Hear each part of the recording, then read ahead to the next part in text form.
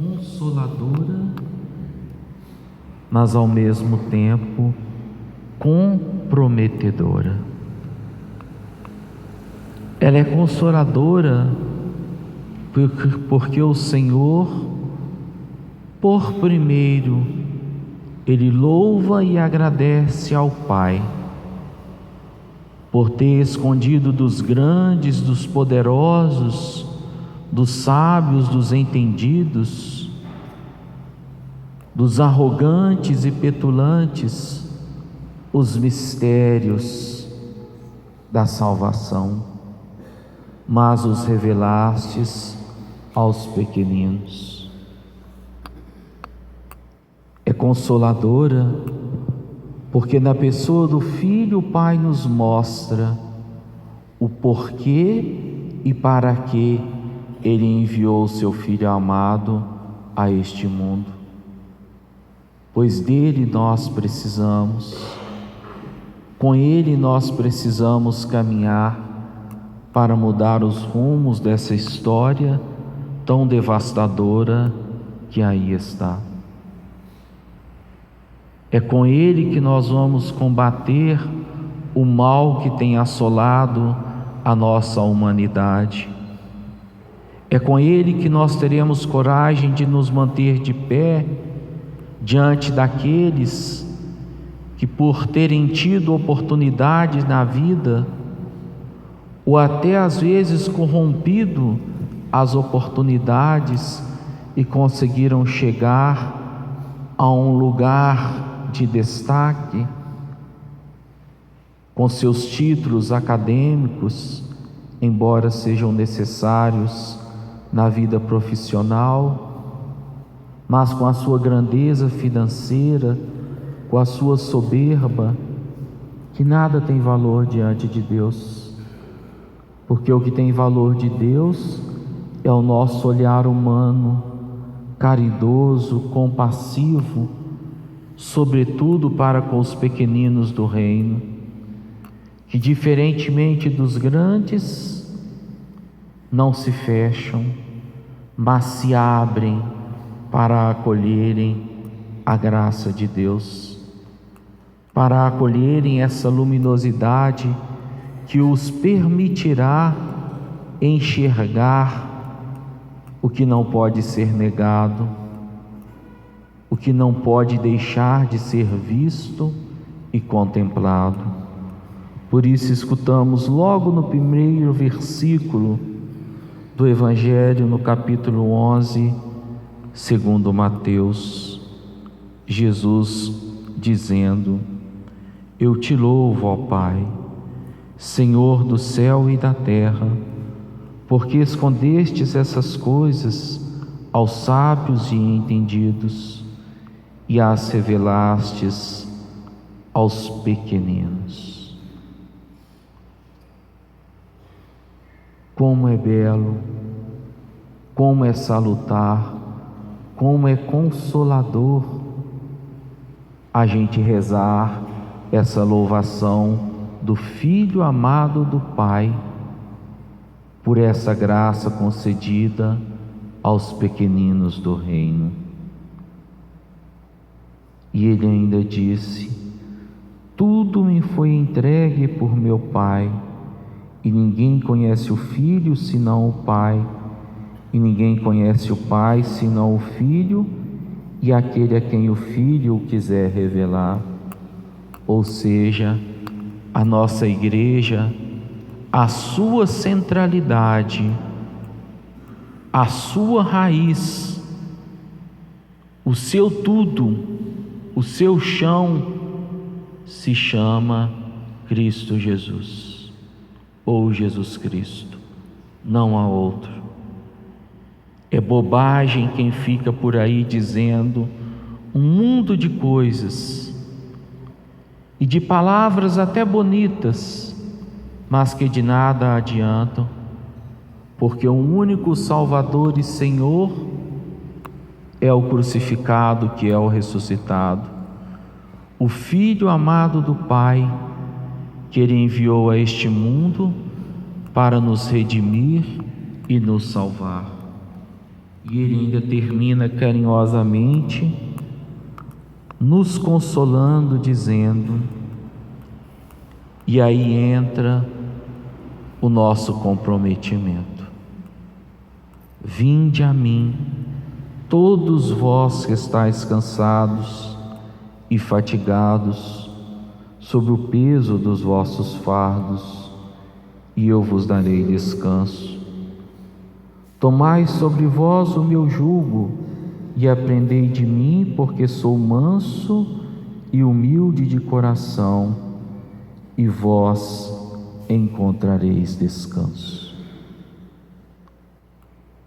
Somente em Deus, na pessoa do seu Filho amado, nós haveremos de encontrar o consolo que nós esperamos, a fortaleza que nós necessitamos para sermos neste mundo os teus filhos e filhas, os discípulos e discípulas que Ele sonhou para o bem da humanidade, quando Ele nos permitiu o dom da vida, o dom de fazer parte desta humanidade marcada por tantas contradições, mas que Ele espera de nós o nosso testemunho verdadeiro e coerente para mudarmos os rumos dessa história.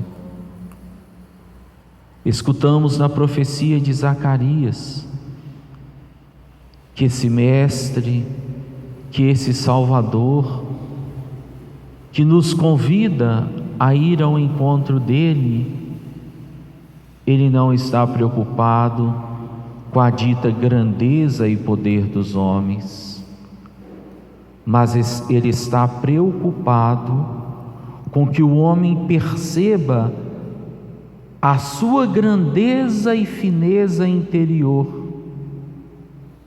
para que ele possa ser humilde, para que ele possa ser manso, para que ele possa ter um coração semelhante ao coração de Jesus. Por isso Zacarias profetiza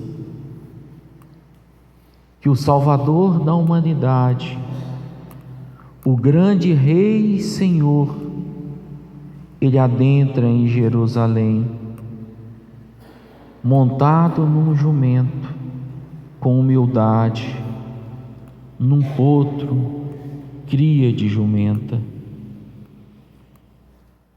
Ele não entra numa grande carruagem, Ele não entra mostrando para os povos aquilo que culturalmente eles estavam acostumados a ver, mas Ele entra quebrando todos os paradigmas. Ele entra num jumentinho, humildemente, que olhando para Ele, as pessoas não eram capazes de dar valor,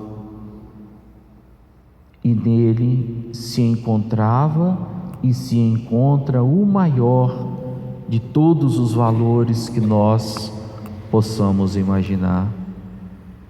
E para que possamos fazer essa experiência concreta e dela darmos testemunho, São Paulo, na carta aos Romanos, ele nos dá essa dica, ele nos faz esta exortação, nos dizendo: irmãos, vós não viveis segundo a carne, mas segundo o Espírito.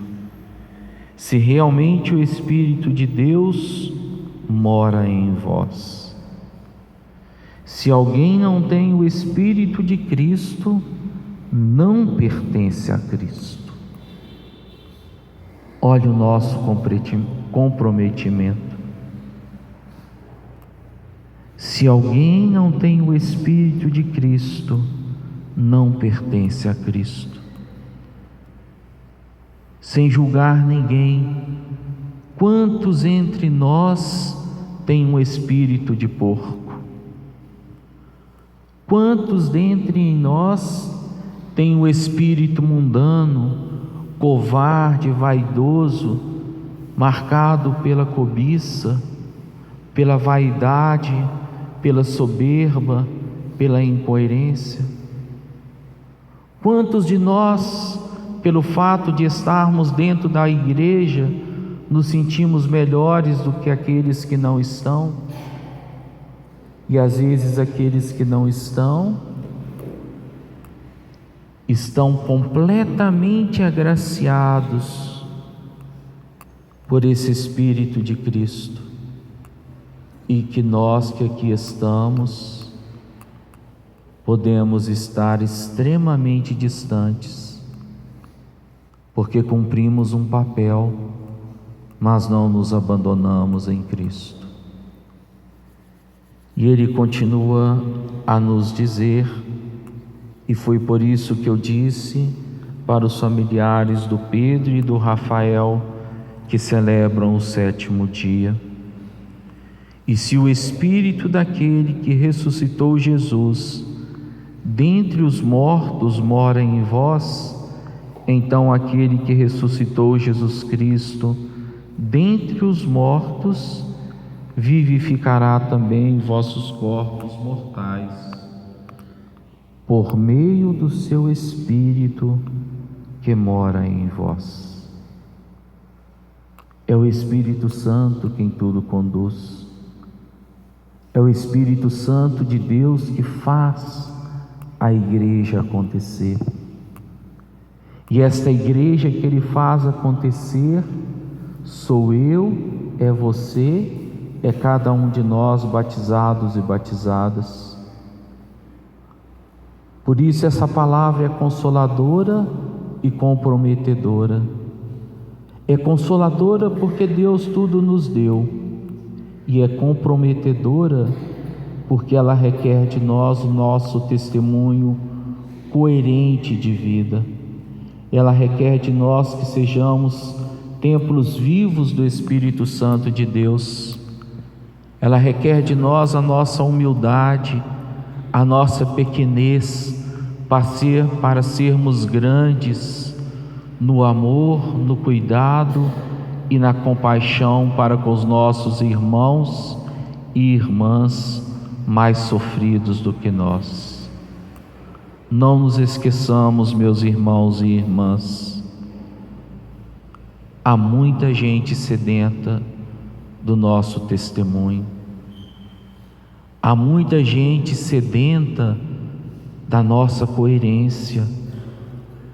Há muita gente que pode encontrar somente na nossa pessoa, na nossa singularidade, o tudo que Deus nos deu. E se nós não o concedermos, preparemos para pagarmos o nosso preço, porque negamos com a fidelidade e a obediência ao Deus da vida. Vinde a mim, todos vós que estáis cansados e fatigados, sobre o peso dos vossos fardos, e eu vos darei descanso.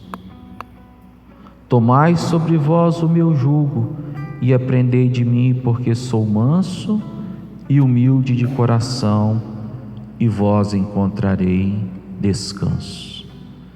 Que o seu coração, que o meu coração, que os nossos corações, pela dádiva do batismo que recebemos, por sermos templos vivos do Espírito Santo de Deus, sejam mansos e humildes, semelhantes ao coração de Jesus, e que com o nosso testemunho possamos proclamar ao mais alto dos céus: bendirei eternamente vosso nome, ó Senhor. Que assim seja, para a glória de Deus Pai. Amém.